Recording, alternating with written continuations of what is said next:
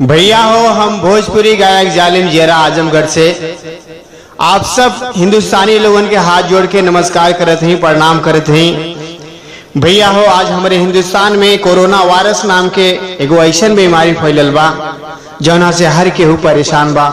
ए भैया, वही पर एगो गीत लिखले हैं, आप लोगन के सुनावे जाता नहीं, ध्यान से सुनिया जाए। 20 मार्च 2020 में फैलल नई बीमारी, 20 मार्च 2020 में फैलल नई बीमारी जान आफत में पड़ गए।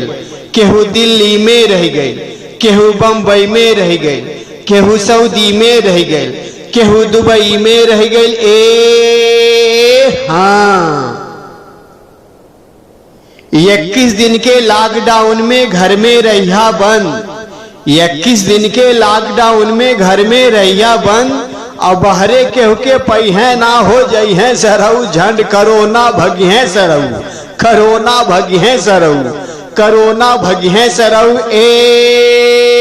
हाँ,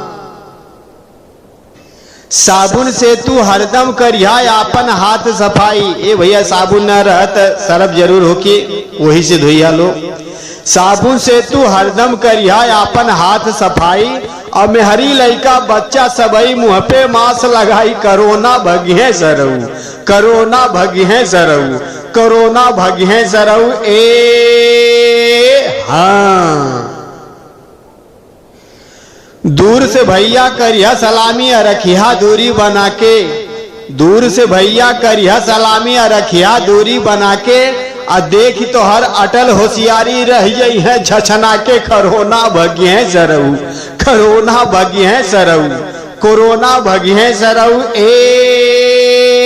हाँ, खोखी छींक आवे जब तुहके गमछा से मुंह तो पिया। ए भैया, गमछा ना रहा तो रुमलिये से तोप लिया। खोखी छींक आवे जब तुहके गमछा से मुंह तो पिया। आ झूठहू केहू के बात में आके केहू के बार न नोचिया। कोरोना भगी है सरऊ, कोरोना भगी है सरऊ, कोरोना भगी है सरऊ।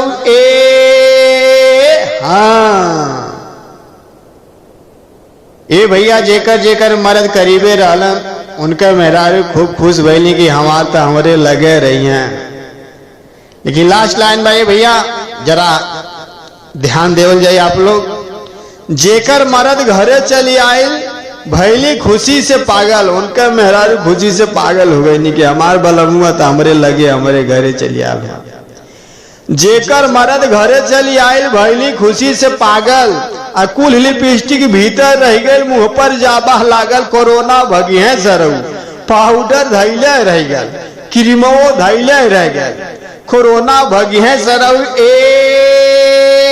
हाँ भैया हो, अगर हमार गीत पसंद आयल हो कि तो हमारे चैनल के लाइक सब्सक्राइब घंटी जरूर दबा दी हैं। और ज्यादा से ज्यादा ये भैया हो हमारी गीत के शेयर करा लोग। आप लोगों से हाथ जोड़ के ये विनती बा।